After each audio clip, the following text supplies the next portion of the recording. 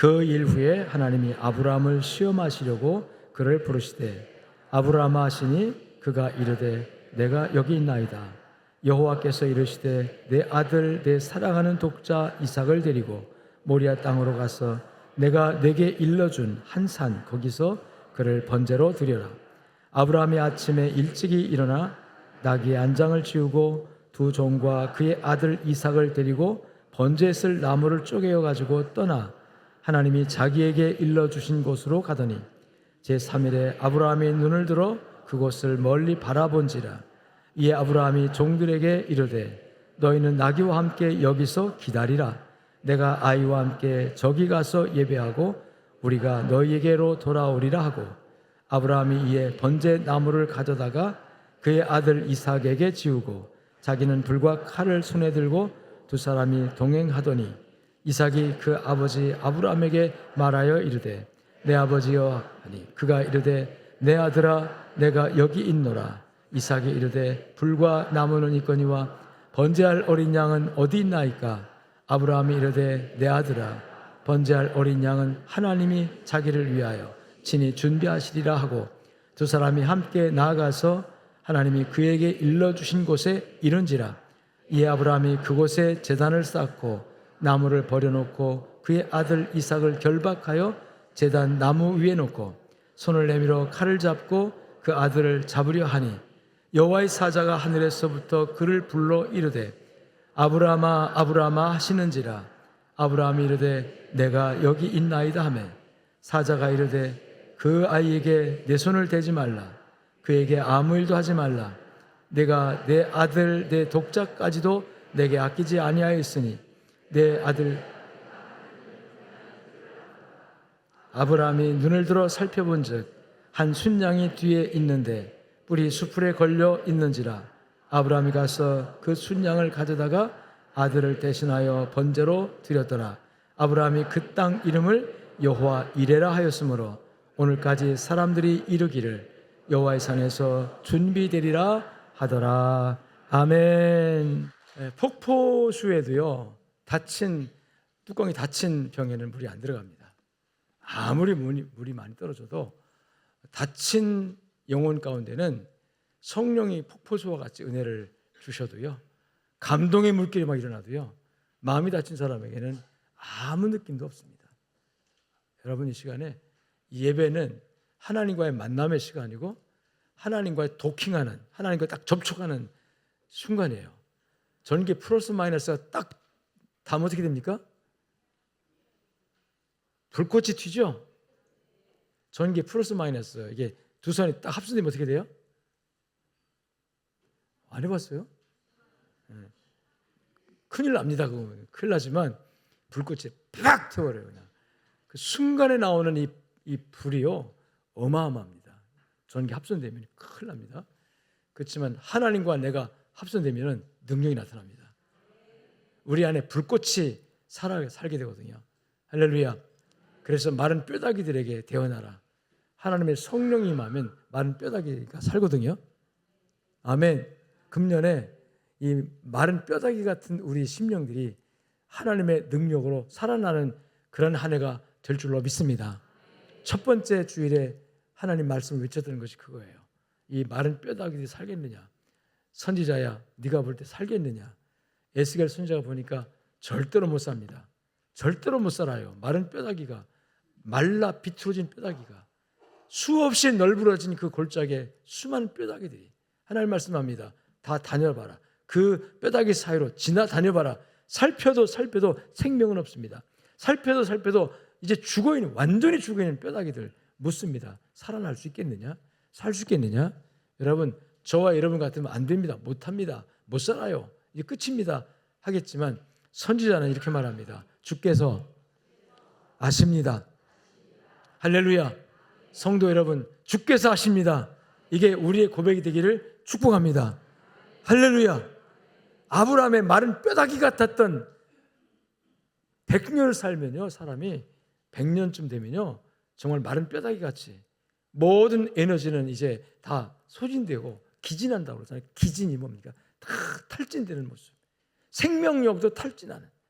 그래서 그 안에 사라는 이미 여러분 경도가 끊어졌어요. 이미 생리가 끊어졌어요. 생명을 잉태할 수가 없습니다. 아브라함 역시 마찬가지예요. 자포자기한 상태예요. 근데 하나님 말씀합니다. 네가 살리라. 아기를 낳을 것이다. 사람은 할 수 없으나 하나님은 할 수 있습니다. 이 마른 뼈다귀들이 살겠느냐? 하나님, 내가 볼 때는 안 될 것 같지만, 하나님, 우리가 볼 때 안 될 것 같지만 하나님께는 방법이 있는 줄 압니다. 하나님은 하실 수 있음을 믿습니다. 주께서 하시나이다. 최소한 그 대답이라도 할 수 있게 되기를 축복합니다. 하나님께서 말씀합니다. 대언해라. 대언해라가 뭐예요? 설교해라. 하나님의 말씀을 외쳐라. 첫 번째 대언은 무슨 제목이 없어요. 그냥 대언하라는 거예요. 대언해라. 대언해라. 그랬더니 무슨 설교했는지 모르지만 뼈다귀들을 향해서 막 하나님의 말씀을 설교했더니 뼈다귀들이 막 움직여가지고 자기 짝을 찾아가지고 맞춰주기 시작하는데 막 소리가 나면서 막 여기저기 막 소리 나면서 막 그 부딪힌 소리가 나면서 딱딱 맞춰지는데, 맞춰진 뼈다귀들에게 살이 붙고 맞춰진 뼈다귀들에게 힘줄이 돋고 살같이 생기고 사람이 됐어요. 근데 생명이 없는 사람, 시체입니다. 사람은요, 아무리 육체가 건장해도요, 영혼이 떡 떠나가면 그 다음은 뭐예요? 시신이라고 그래요. 시체라고 그래요. 시체. 숨이 멎으면 시체라고 합니다. 일단 숨이 붙어 있으면 사람이에요. 그래서 한 분, 두 분, 한 명, 두 명, 목숨 명자 써서 그렇게 말하지만 몸, 육신이 떠나가, 이 육체가 생명이 떠나가면요, 이제 한 분, 두 분, 한 명, 두 명이 아니에요. 따라합시다. 1구, 2구 이렇게. 시체가 몇 구야? 10구야. 어우, 시신이 죽은 영혼, 죽은 사람을 여러분 물질이기 때문에 그걸 불러요. 여러분 아무리 건강하고 아무리 예쁘고 아무리 잘났어도요, 생명 없는 존재는 따라합시다. 사람이 아니다. 우리에게 필요한 건 뭡니까? 생명이에요. 생명이에요. 할렐루야. 여기 생명 없는 분 있습니까? 네, 생명 없는 분 없습니다. 다 살고 있어요. 지금 숨을 쉬고 있잖아요. 그래서 하나님께서 우리를 창조하신 다음에 그 코에 생기를 불어넣어, 생기가 바로 이 생명입니다. 생명을 불어넣어, 따라합시다. 사람이 되게 하신지라. 자, 아담이란 뜻이 뭘까요? 어떻게 알았어요? 아담이란 뜻은 몸은 육체지만, 흙으로 지은 육체지만, 물질이지만 하나님의 생기가 들어와서, 따라합시다. 생명이 있는 물질이다. 그래서 사람은요 물질과 몸과 영혼으로 만들어져 있어요. 할렐루야. 그래서 내 안에 하나님의 생기가 작동하면 심장이 뛰고 폐가 여러분 작용을 해서 숨을 쉬고, 아멘. 그래서 사람이 되고, 내 안에서 영이 나와버리면 숨이 멎고, 심장 정지라고, 심정지라고 하잖아요. 심장이 멎고 피가 식고 썩고 흙으로 돌아갑니다. 따라합시다. 우리에게 필요한 것은 생명입니다. 그래서 하나님께서 마른 뼈다귀 같았던 그 뼈다귀들에게 대언해라. 하나님의 말씀을 선포하라. 선지자가 말씀을 선포하니까 이 뼈들이 붙어가지고 여러분 사람이 됐는데, 생명 없는 사람, 죽은 시체가 됐는데 하나님께서 생명이 있느냐? 아니요, 생명이 없습니다. 자, 그럼 이제 생기에 대하여 대언하라 해가지고 그때 하나님이 설교 제목을 주십니다. 생기야 불어오라. 생기야 불어오라. 따라합시다. 바람아 불어라. 무슨 바람 불어라? 생명의 바람 불어라. 우리 양족계 성도들에게 생명의 바람이 일어날 줄로 믿습니다. 여러분 심령 속에 생명의 바람이 불고 있습니다. 이 생명의 바람은 하나님의 바람이에요. 성령의 바람이에요. 생기야 불어오라 그랬더니 여러분 생기들이, 이 생기란 말이 르아흐라는 히브리어인데 문자적으로는 바람이라는 뜻입니다. 갑자기 막 바람이 일어나기 시작하는데 그 바람이 시체와 같이 뼈다귀들에게 붙어가지고 여러분이요, 사람이 살아나는 거예요. 성령의 역사가 있는 곳에는 생명에서 일어납니다. 사는 역사가 일어납니다. 할렐루야. 그리고 그 보니까 성경에 보니까 에스겔 37장에 보니까 큰 군대를 이루더라 그랬어요. 한둘이 아니었어요. 거기는 그 골짜기는 전쟁터. 옛날 수많은 군들이 와서 죽이고 죽었던 그 전쟁터. 여러분 그 전쟁터에 그 많은 뼈다귀들, 수없는 많은 뼈다귀들. 뼈다귀들은 아무 능력 없지만 생기가 들어가니까 살아나서 따라합시다. 큰 군대를 이루더라. 자, 물어봅시다. 그 군대를 이루어가지고 뭐 했을까요? 할렐루야. 할렐루야. 따라합시다. 예배했습니다. 찬양했습니다. 제가 왜 그런 말씀을 하냐면, 여러분 어렸을 때부터, 태어날 때부터 장애아로 태어나서 한 번도 자기 발로 걸어본 적이 없었던 청년이 하나 있었어요. 먹고는 살아야 되니까 구걸을 하라고. 그래도 교회 다니는 사람들은 그래도 마음이 좀 인심이 박하지 않으니까 성전 문 앞에 갖다 놓으면 그래도 동량을 줄 거다 해가지고, 그 형제가 그랬는지 아니면 친구가 그랬는지 아니면 부모가 그랬는지 업어다가 성전 문 앞에 놓는 그 청년. 그날 또 누가 지나가다가 한 분 두 분 동량을 할까 해요. 지나가는 사람들 바라보고 있는데 마침 그곳에 베드로와 야고보, 요한이 들어갑니다. 주목하여 뭘 좀 달라고 구걸하는 거잖아요. 그때 베드로가 말합니다. 내게 은과 금은 없으나 내게 있는 것으로 내게 주노니 나사렛 예수 이름으로 일어나 걸으라. 나사렛 예수 이름으로 일어나 걸으라. 할렐루야.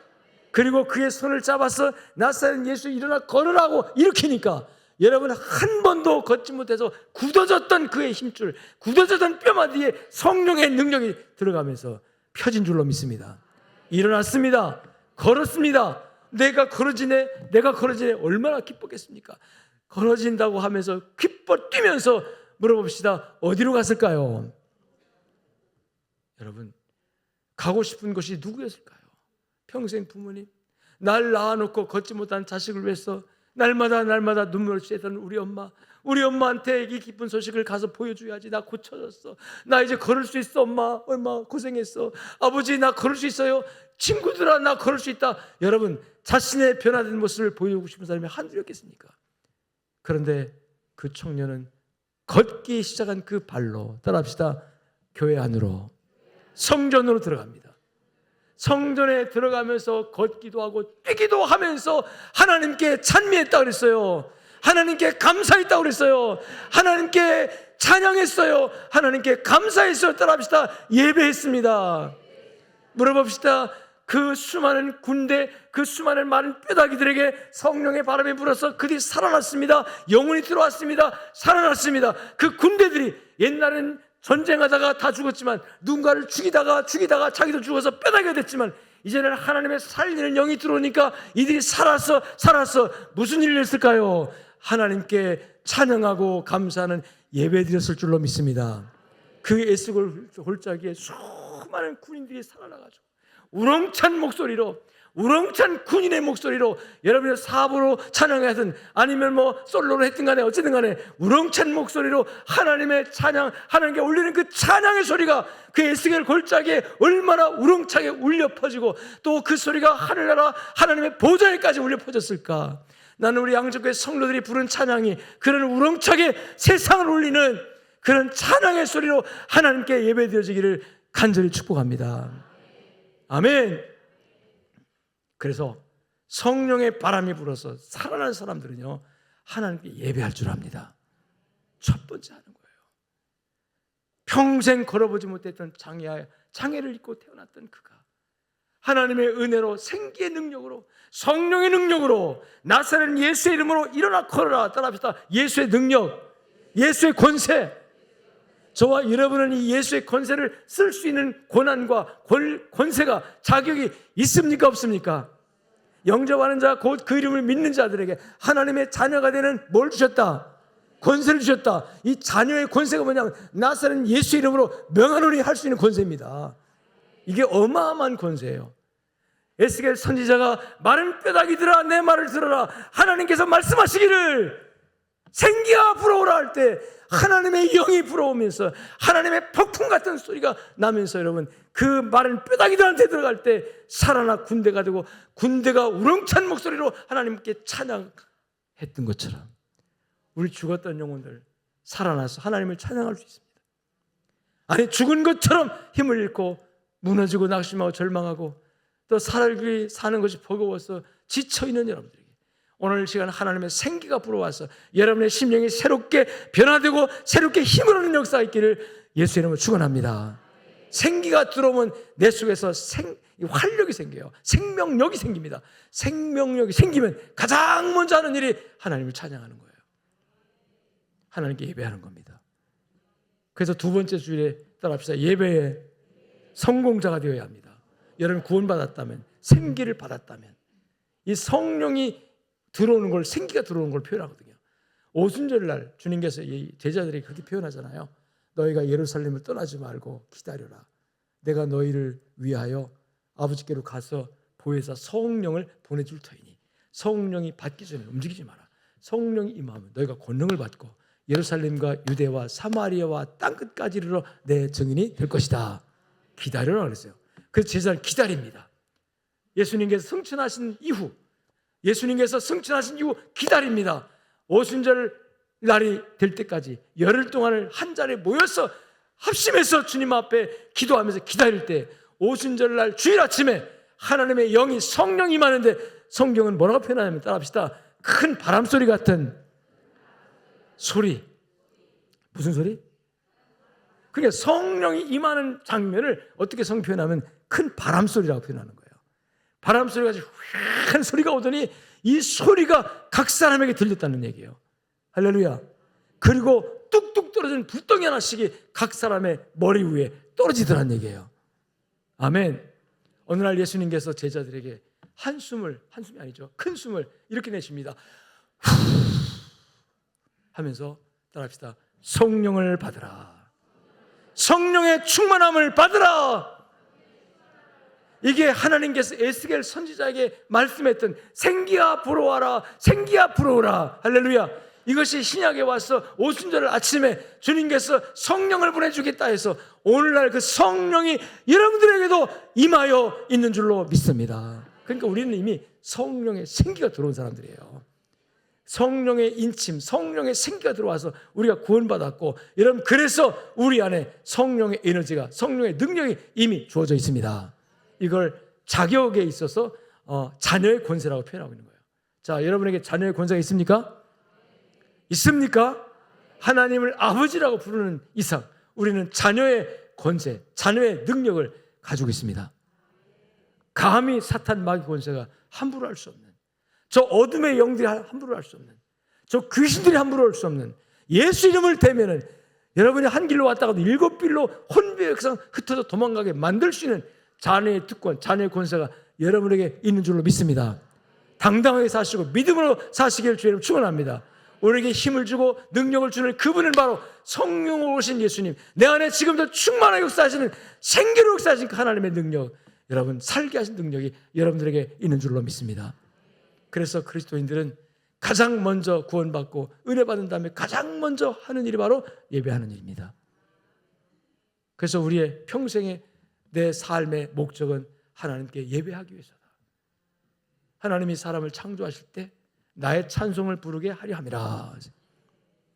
이 백성은 내가 나를 위해 지었나니, 따라합시다. 나의 찬송을 부르게 하려고. 찬송 부른다는 이야기가 예배한다는 뜻입니다. 우리가 대표 기도도 하고 또 통성 기도도 하고 또 성경도 말씀도 읽고 또 설교도 듣지만요, 또 찬양도 하지만요, 이 모든 것이 함축해서 한마디로 표현하면 따라합시다. 하나님께 찬양하는 거다. 할렐루야. 찬양하는 것은 예배입니다. 자, 예배의 성공자는 모든 일에 하나님의 은혜가 임합니다. 예배에 성공하면 하나님의 축복이 임합니다. 그래서 예배에 성공한 사람들의 모델 케이스를 우리가 함께 보고 있어요. 세 번째 주에 말씀 나눴던 아벨은 우리의 예배의 모범된 모델이다. 할렐루야. 아벨의 예배에 대해서 그가 믿음으로 하나님께 예배를 드렸는데 가인보다 더 나은 예배를 드렸다. 다시 말하면 하나님이 받으시는 예배를 드렸다. 무엇으로? 믿음으로. 할렐루야. 그리고 두 번째 모델 케이스로 아브라함 얘기를 했습니다. 지난 주간에 아브라함의 예배. 아브라함을 하나님 불러냅니다. 아브라함아, 내 하나님, 내가 너에게 하늘의 별처럼 땅의 모래처럼 자손을 주려고 하니까 내 본토 친척 아비를 떠나서 내가 내게 지시할 땅으로 가라. 여러분, 아브라함은요, 하나님의 말씀 딱 한 번 듣고 아무런 의심하지 않고 보따리 싸가지고 그 고향에서 떠나가지고 하나님이 어디라고 방향도 일러주지 않았는데 지시할 땅, 할 땅, 앞으로 지시하겠다 이거예요. 네가 출발하면 앞으로 내가 너희가 어디로 갈지 알려주겠다. 그런 아무 대책도 없이 계획도 없이 여러분 보tel 싸가지고 이삿짐 꾸렵니다. 그래서 하나님은 믿음으로 보셨어요. 아브라함이 하나님의 말씀을 쫓아갔는데 그가 그의 믿음을 보시고 그를 의롭다고 하나님 인정해 주십니다. 그래서 아브라함은 믿음으로 하나님께 예배를 드렸는데요. 가는 곳마다 처음 한 일이 뭐예요? 제단 쌓은 일을 해요. 가나안 땅에 도착했을 때 제단을 쌓고 가나안 땅에 도착하자마자 아브라함이 여러분 흉년을 듭니다. 발 붙일 곳도 두지 않았다고 하나님께서. 아니 약속의 땅에 왔는데 왜 발 붙일 곳도 하나님 허락하지 않습니까? 흉년이 들어서 굶어 죽게 생겼으니까 애굽으로 들어갑니다. 애굽에 가면서 아브라함이 실수 하나 하잖아요. 여보 당신 너무 아리따워서 애굽 사람들이 당신 빼앗아 가려고 나 죽일지 모르니까 나 죽기 싫어. 나 두려워. 그러니까 당신 나하고 약속 하나 하지. 이제부터는 부부 아니고 우리부터 이제부터는 뭐다? 남매다. 한번 해봐. 오빠랑 해봐. 아마 연습하면서 갔을 거예요. 연습해서 자연스럽게 오빠라고 해봐. 그래서 여러분 연인 사이에 오빠 하는 여러분 그 원조가 바로 사라 아닙니까? 오빠라고 해봐. 그 애굽에 갔어요.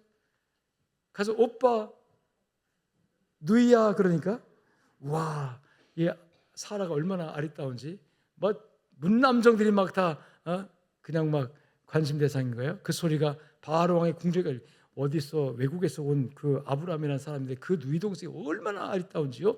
소문이 들어가지고 바로 왕이 그런 보자 해가지고 데려갑니다. 그날 밤에 아브라함은 잠도 못 자고 고민하고 하나님께 기도했을 겁니다. 이제 가서 아니에요, 네 안 해요 그럴 수 없잖아요. 또 감히 한나라 임금 앞에 그 당시 바로 왕의 앞에서 그렇습니까? 하나님 어떻게 하면 좋습니까? 하고 기도했는데 하나님 그날 밤에 바로 왕에게 나타나셔가지고 너 죽어. 아브라함은 내 선지자다. 그 이튿날 불러요. 당신이 우리로 하여금 큰 하나님께 죄짓게 만들 뻔했다. 왜? 누이라고 속여가지고 우리로 하여금 우리 백성 중에 또는 우리 신하 중에 또는 나도 당신의 아내에 대해서 큰 죄를 지을 뻔하게 만드냐면서 여러분 감히 아브라함을 해치지 못하고 하나님께서 아브라함의 권위를 높여주니까 선지자를 대하면서 오히려 아브라함에게 온갖 금은 보화 선물을 바리바리 써가지고 애굽에서 갔다가 다시 가나안 땅 돌아올 때 부자가 돼서 올라온 줄 믿습니다. 그렇게 하고 다시 올라와서 처음에 제단 쌓았던 곳에 하나님께 제단을 쌓으면서 아브라함 무슨 생각을 했을까요? 무슨 생각을 했을까요? 하나님, 내 실수도 내가 잘못 생각하고 내가 실수하고 말하면 실수는 허물 아닙니까? 죄 아닙니까?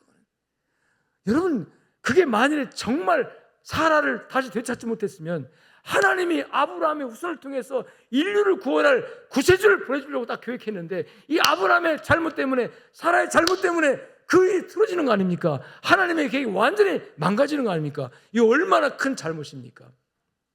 그런데 하나님은 아브라함의 실수, 아브라함의 잘못, 아브라함의 허물조차도 하나님께서 용납하시고 그것을 하나님께서 돌이켜서 다시 제자리로 돌려놓으시면서 따라합시다. 예배하게 하셨습니다.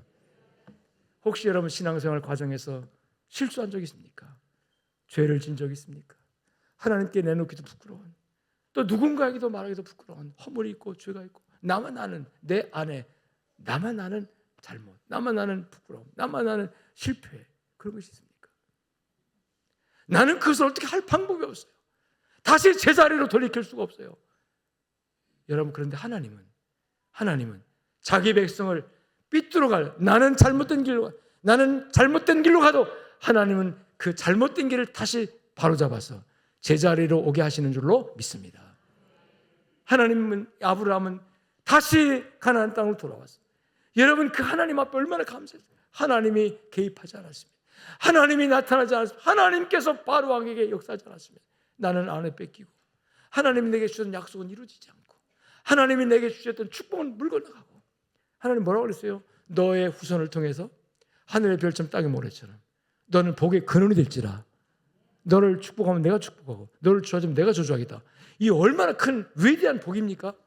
근데 만일에 거기서요 아브라함이 사례를 되찾지 못했다면 그런 축복이 무슨 의미가 있습니까? 하나님의 계획은 완전히 물거품되는 거죠. 근데 하나님은 아브라함의 실패와 아브라함의 잘못과 아브라함의 허물조차도 다시금 하나님께서 바로잡아서 다시 가나안 땅에 올 수 있도록 역사하신 하나님이세요. 낙심하지 않길 주님 축원합니다. 넘어졌다고 낙심하지 않기를 바랍니다. 죄가 있다고 낙심하지 않길 바랍니다. 오히려 허물이 있고 죄가 있고 부족함이 있어도 더더욱 우리는 하나님의 은혜가 필요해요. 사라를 뺏긴 그날 밤에 아브라함이 할 일이 무엇이었겠습니까? 하나님 찾았을 겁니다. 성경에는 그런 얘기 없어요. 그날 밤에 뭐 했겠어요? 여러분, 아니에요 내가 잘못했어요, 거짓말했어요, 그게 너희 동생이 아니라 내 아내요, 그랬습니까? 아니에요. 하나님이 역사하신 줄로 믿습니다. 그래서 아브라함은 여러분 믿음으로 출발한 대믿음의 장정, 여러분 가나안 땅에 왔을 때 하나님께서 축복하셨지만 거기서 감사의 제사를 쌓고, 그리고 신앙생활 과정에서 본인의 실수와 잘못으로 여러분 잘못된 방향을 찾아서 실수하고 잘못되고 허물이 생겼음에도 불구하고 하나님께서 자신을 다시 본래 자리로 데려주는 그 은혜 앞에서 다시 감사하면서 하나님께 예배한 줄로 믿습니다. 다시 처음 제단 쌓았던 곳에 제단 쌓고 하나님 감사합니다. 아멘. 그래서 아브라함을 따라합시다. 예배 성공자가 됐습니다. 그런데 오늘 하나님께서 다시 아브라함이 나타나요. 오늘 1절 보니까 아브라함아 하고 불러요. 네, 하나님 무슨 말씀하시려고요? 아브라함아, 내 아들 독자 이삭, 내 아들, 내 사랑하는 독자, 따라합시다. 이삭, 내가 내게 지시할 곳으로 가서 그 아들을 번제로 드려라. 번제라는 건요, 잡아서 사지를 찢어가지고 각을 떠서 장작을 올려놓고 불을 지핀 다음에 거기다 올려놓고 태워서 그 연기가 하나님께 상달리게 만드는 그런 제사입니다. 번제는 태워서 드린 제사입니다. 하나님께서 누구를 드리라고요? 아들. 그냥 아들이 아니에요. 내 독자, 사랑하는, 아멘. 자, 내 아들, 하나밖에 없는 독자, 그 다음에 사랑하는, 또 중요한 게 하나 나오죠? 이삭. 만일에 이삭을 하나 빠지면요, 아브라함이 그래도 다른 방법을 찾아볼 수 있어요. 아브라함에게 아들이 또 하나 있죠? 아유, 하나님, 이 이삭은 하나님 약속 있는 자식이니까 하나님, 이삭 빠졌으면 아마 아브라함이 꼼수를 뒀을지도 몰라요. 이삭을 갖다 딱 내고, 근데 하나님 꼼짝달싹 못하게 내 아들, 사랑하는 독자, 누구? 어떻게 도망가겠어요? 어떻게 여러분 핑계 대겠어요? 그런데 기가 막힌 하나님의 음성이에요. 제단에 잡아서 각을 떠서 발기발기 찢어가지고 태워서 제물로 바쳐라. 여러분, 그날 밤에 하나님의 음성을 듣고 아브라함이 무슨 생각을 했을까요? 여러분 그 생각 해보셨어요? 아브라함 믿음의 조상이니까 그런 고민도 없이 다 했을 거야. 그랬을까요? 저는 이 대목을 읽으면서 아브라함의 입장에 생각을 해봤어요. 느껴지더라고요. 와, 내가 그 당시 아브라함 같은 상황이 있었다면 나는 과연 아브라함처럼 순종할 수 있었을까? 난 하나님 앞에 일단 따지고 들었을 것 같아요. 하나님, 앞뒤 말이 안 맞아요. 언제는 이 자식을 통해서 하늘의 별처럼 땅의 모래처럼 자식을 충만하게 많이 주신다고 하셨어, 안 하셨어요? 하셨죠? 그래서 하나님 감사합니다. 자식 없는 나에게 이 아들 주셔서, 그래서 이 아들을 통해서 하늘의 별처럼 땅의 모래처럼 많은 자식을, 내 후손들을 주신다고 하시니 감사합니다 하고 여기까지 왔는데, 그 아들을 잘 키워서 아마 20살쯤 됐을 겁니다. 장작을 짊어지고 갔다고 했으니까 그때쯤 됐는데 갑자기 자식 어떻게 하라고요? 번제로 드리라? 장가분해 가지고 손주를 하다 얻었으면 그래도 괜찮을 것 같아요. 아직 이삭은 결혼도 안 했어요. 자, 고민했을까 안 했을까요? 생각했을 겁니다. 아니, 그럼 처음에 약속은 뭐지? 지금 주신 이 말씀은 뭐지? 자, 처음에 하나님이 정말 그런 하나님이라면 지금 이 약속은 뭐지? 하나님의 말씀에 바라스가 안 맞아요. 하나님의 말씀에 딜레마가 있어요. 여러분, 이게 앞뒤가 안 맞는 거예요. 언제는 주셔놓고 이제는 가져가신다? 말이 안 됩니다, 하나님. 여러분, 그거 하나만 가지고도 아브라함은 하나님께 반응하고 하나님께 이의를 제기하고 하나님께 불순종할 수 있는, 여러분이요, 근거가 있습니까, 없습니까? 심지어는 그걸 가지고 자기 아내 사라에게 물어봤을 겁니다. 여보, 내가 어젯밤 하나님 계시받았는데 하나님 갑자기 이 이삭을 죽여서 바치라네. 이게 내가 하나님께 들은 말씀 같아? 이게 하나님의 계시 같아? 정말 하나님이 진짜 나에게 우리에게 그랬을까? 그러면 사라가 뭐라 했을까요? 여보, 장인 계시 잘못 받은 거야.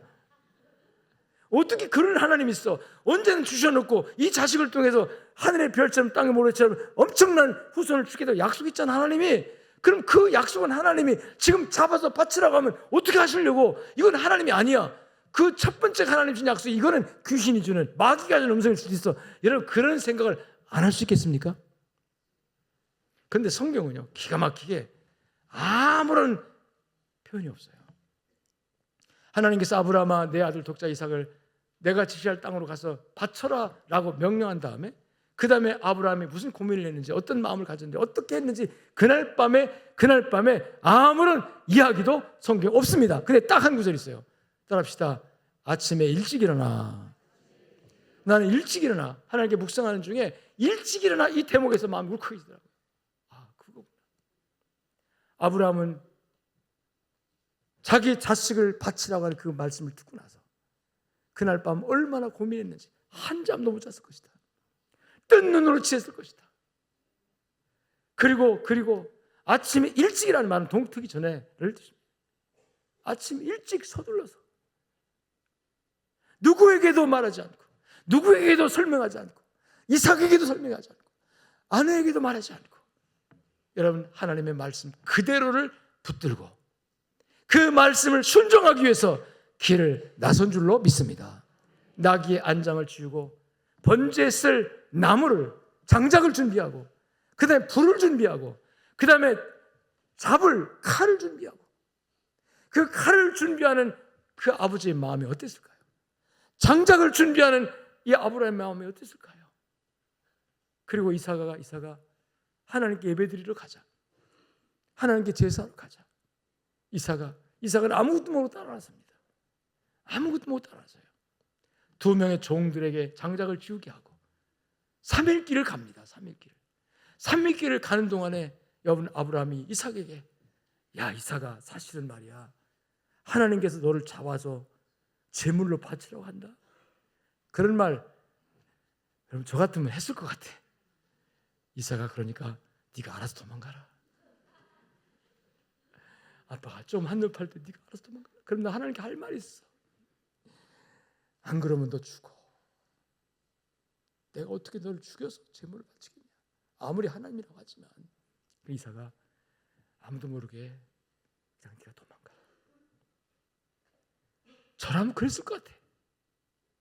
근데 이삭은, 이 아브라함은요, 전혀 요동하지 않습니다.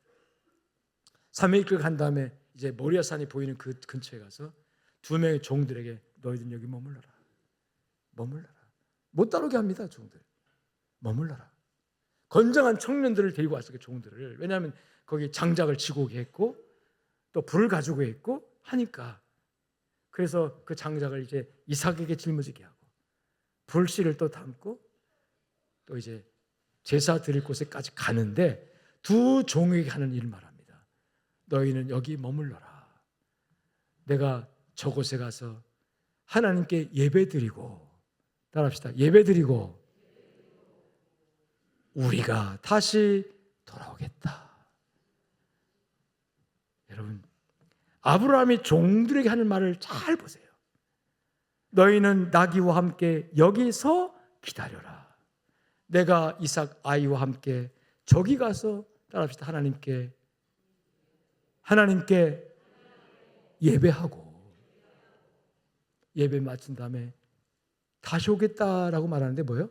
따라합시다. 우리가 다시 오겠다. 우리가 누구를 포함한 거죠? 지금 누가 가는 거예요? 아브라함과 이삭. 근데 아브라함의 마음속에는 하나님 뭐라고 그랬어요? 이삭을 가서 바쳐서 죽여서 제물을 태워드려라. 그러면 여러분, 도대체 아브라함은 하나님께 제물로 바칠 마음을 가지고 왔는데, 불도 준비하고 나무도 준비하고 칼도 준비하고 가지고 왔는데, 두 종을 여기 머물게 하면서 이 고백이 뭡니까 도대체? 우리가 하나님께 제사하고, 그 말은 뭐냐면 내가 내 아들을 하나님께 제물로 바치고 돌아오겠다. 그럼 혼자 와야지 다시 올 수 있어요? 근데 뭐라고 그래요? 우리가 오겠다. 요 장면을요, 히브리서에서 아브라함이 어떤 마음이었느냐 따라합시다. 하나님께서 바치면 죽은 자 가운데서 다시 살리실 줄로 생각한지라. 여러분, 이 믿음이 어떤 믿음입니까? 하나님의 명령을, 자식을 바치러 가는데 두 종이 따라오면 주인님 안 됩니다. 이 외동아들을 그렇게 안 됩니다. 우리 주인님 미쳤나 봐. 실성했나 봐. 치매 걸렸나 봐. 여러분, 건장한 두 청년인 종들이 만류하겠어요? 놔두겠어요? 만류하죠. 평소에 주인님이 아들을 얼마나 사랑했는데, 근데 지금 갑자기 막 칼로 잡으려고 하는데, 여러분, 그 두 종이 그걸 놔두겠어요? 이 아브라함이 지금 120살쯤 됐는데 꽉 붙들고 이삭 도련님 도망가세요, 그러지 않았겠습니까? 예배에 방해될 수 있는 모든 요소들을 제거하기 위해서, 온전히 하나님 앞에 순수한 예배를 드릴 수 있도록 하기 위해서 너희들은 머물러 있으라. 내가 아들과 함께 가서 하나님께 온전한 예배 드리고 다시 오겠다. 그런데 우리가 오겠다. 이 우리가 오겠다는 말을 설명할 수가 없어요. 그런데 히브리서 기자가 그 부분을 어떻게 설명하냐면, 그때 아브라함은 정말로 자기 아들을 잡아서 하나님께 바치면 하나님께서 받으시고 죽은 자 가운데서 살리셔서, 따라합시다, 도로 주실 줄 생각했다는 말을 믿었다는 뜻입니다. 할렐루야. 그런 마음 가지고 가는 거예요. 근데 가는 길에 이삭이 묻잖아요. 장작을 짊어지고 가다가, 아버지 우리 가서 하나님께 제물 드릴 이 장작도 있고 불도 있고 칼도 가지고 가는데 정작 제물은 어디 있습니까? 그때 아브라함이 네가 너다 그럴 수 있겠습니까? 아브라함이 이런 대답을 해요. 그래, 제물은 하나님께서 준비하실 거야. 자, 히브리서 기자가 말하는 그 믿음대로 나는 이 제물을 바칠 거란 말이죠. 할렐루야. 근데 하나님 받으실 거라는 확신이 있는 거죠. 이 하나님이 준비하신다는 말을 뭐라고 하죠? 여호와 이레. 이 여호와 이레 신에 거기서 나온 거죠. 그래서 아브라함이 가서 여러분 장작을 쌓아놓고 그 다음에 이삭을 결박을 합니다. 근데 이것도 우리가 좀 이해할 부분이 있어요. 그 당시 장작을 짊어지고 두 종이 짊어지고 오던 장작을 짊어지고 갔던 이삭이라면 적어도 15살 내지 20살쯤 될 것 같아요. 그런 청년입니다. 이 청년이, 이삭이 20살이면 아버지는 몇 살입니까? 120살이잖아요. 120살 할아버지를 못 이겼을까요? 그때는 어차피 이삭이 얘기했을 겁니다. 이삭아, 사실은 말이야, 하나님이 너를 제물로 바치라 하신다. 여러분, 그래서 이삭을 제물 바치게 해서 성경 보니까 결박했다고 그랬어요. 묵는데 이삭이 순순히 결박당한 거예요. 그래서 신학적으로 여러분, 이삭의 순종은 예수 그리스도가 인류를 구원하기 위해서 하나님이 예수 그리스도를 희생하시려고 할 때 예수님께 순수하게 십자가에 달리신, 순수하게 십자가에 못 박히신 순종을 예표합니다. 근데 이삭은 예수 그리스도를 상징적으로 우리에게 보여주는 인물이다. 이삭의 순종. 이 이삭의 순종을 우리가 배워야 돼요. 그래서 하나님께서 받으신다면 나를 제물로 바쳐주십시오. 그리고 아버지가 묶는 결박을 당하고 그 다음에 그 장작 때문에 올려놓고 잡으려고 할 때, 여러분 오늘 본문에 보니까 이삭을 바쳐라라고 말할 때는 하나님께서 아브라함아 한 번만 불러요. 근데 칼을 빼서 이삭을 죽이려고 딱 하는데 그때 하나님이 아브라함아 몇 번 불러요? 2번 불러요. 하나님이 당황하셨어요. 하나님이 다급하셨어요. 내리치면 어떻게 됩니까? 아브라함 죽어요. 물론 죽은 자까지 살릴 수 있지만 그럴 필요까지 하나님 볼 때 있어요, 없어요? 왜? 죽이지 않아도 이미 아브라함은 죽인 것과 똑같은 행위를 한 거예요. 아브라함의 행위에 거짓이 있습니까? 아브라함의 행위에 여러분 하나님 눈속임을 하려고 있습니까? 내가 하는 충만하는 것 같은 흉내만 내자. 하나님 나 합니다. 그렇게 여러분 쉬워했습니까? 아니요. 아브라함은 진정성을 다가지고 정말로 하나님이 불이렇게 한 거였으면 수덥 안 했으면 잡아가지고 하나님께 드릴 만한, 왜? 그 속엔 하나님의 믿음이 있었어요. 내가 잡아 죽인다 할지라도 하나님은 도로 살리실 줄로 믿습니다. 이게 믿음의 제사예요. 이 예배가 이 믿음의 예배가 되기를 주님 축원합니다.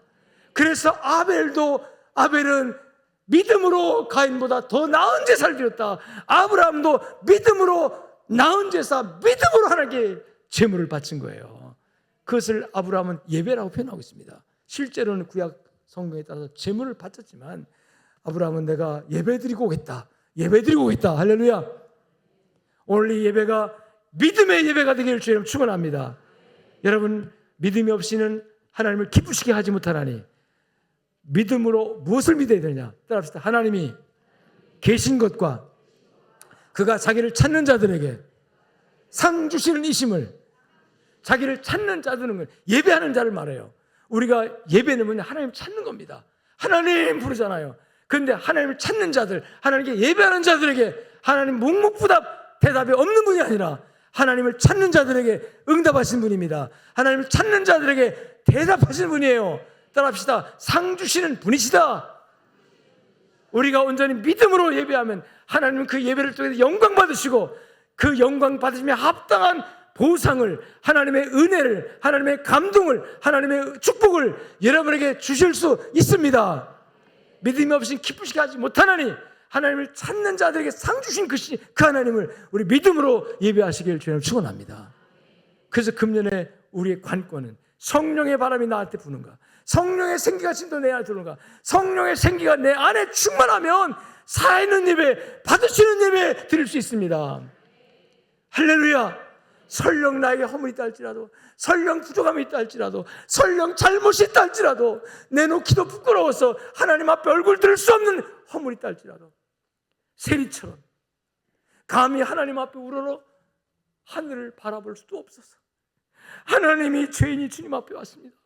성전 더 끝에 앉아가지고 감히 하나님 앞에 제단 앞에 나올 수도 없어서 이 죄인 왔습니다. 하나님, 이 죄인 불쌍히 여기달라고 하나님 앞에 여러분 눈물로 기도하는 그 예배를 하나님이 받으시고 떳떳하게 나는 의로운 사람이야, 나는 거룩한 사람이야, 나는 헌금도 엄청 드린 사람이야 자랑하면서 교만 떨렸던 그 바리새인이 두 손 들고 하나님께 하는 기도를 하나님 듣지 않으시고 얼굴도 듣지 못하고 주여 나는 죄인으로소이다 하면서 하나님 앞에 자신의 허물과 부족함을 내놓고 하나님께 울면서 기도했던 그 세리를 받으시고 그 세리가 의롭다 하심을 받았느니라.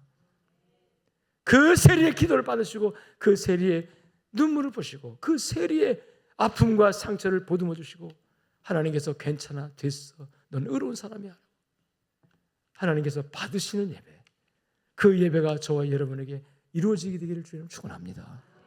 금년에 예배에 성공하기를 힘쓰십시오. 믿음으로 드리는 예배, 하나님 만나는 예배, 하나님의 음성을 듣는 예배, 이 예배를 통해서 받는 은혜는 엄청납니다. 순간에 우리 심령이 살기도 하고 죽기도 하는 거예요. 순간에 우리 마음이 무너지기도 하고 물처럼 녹아지기도 하고 순간적으로 우리 믿음이 들어오고 신앙의 영역이 주어지면서 용기가 100배 가지고요. 세상을 이기는 능력, 불 가운데 지나가도 사라지지 못하는, 물 가운데 지나가도 물이 침몰치 못하는 능력과 에너지를 가지고 세상을 살 수 있는 놀라운 역사가 예배를 통해서 공급될 줄로 믿습니다. 따라합시다. 예배의 성공자가 됩시다. 예배에 집중합시다. 예배를 힘쓰십시다. 주일은 하나님께 예배하는 날이에요. 내 날이 아닙니다. 내 날이라고 내 날처럼 쓰면 하나님께서 그래 한번 잘해봐라, 나 너 안 도와줘 그러면 여러분 하나님의 도움 없이 세상 살 수 있을 것 같습니까? 하나님 도와주세요, 살려주세요, 붙들어주세요. 하나님 붙들어주세요. 여러분 예배는 바로 하나님을 의존하는 것이고 하나님을 의지하는 것이고 하나님 붙드는 것이고 주만 바라보는 것이고, 그래서 하나님의 숨결을 느끼면서 늘 내 속에 성령의 바람이 멈추지 않는 성령의 사람들로 예배 성공자가 되시기를 주 예수의 이름으로 축복합니다. 축원합니다. 하나님 감사합니다. 주신 말씀 붙들고 금년을 살게 하여 주시옵소서.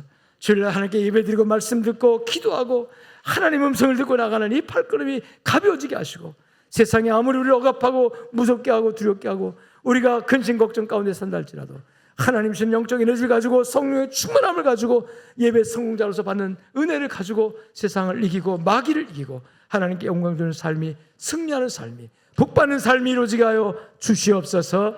예수 그리스도의 이름으로 감사하며 기도 올리옵나이다. 이제는 살아계신 우리 주 예수 그리스도의 은혜와 하나님 아버지 무한하시고 극진하신 사랑과 성령님의 위로 교통 충만 역사하심이 오늘 예배 참석하고 말씀 듣고 또 모이는 예배는 여기서 마쳐지지만 삶으로 연장되어서 생활 속의 예배를 성공해서 하나님께 영광 돌리기 원하는, 또 일일이 하나님께서 헌금 드리는 손길 헤아려 주시고 그 손길마다 그들의 정성과 마음에 하늘의 신령한 복과 은혜로 충만하게 채워줄 믿고 하나님께 영광을 원하는 우리 모든 성을 머리 위에 이제로부터 영원토록 함께 있을지어다. 아멘.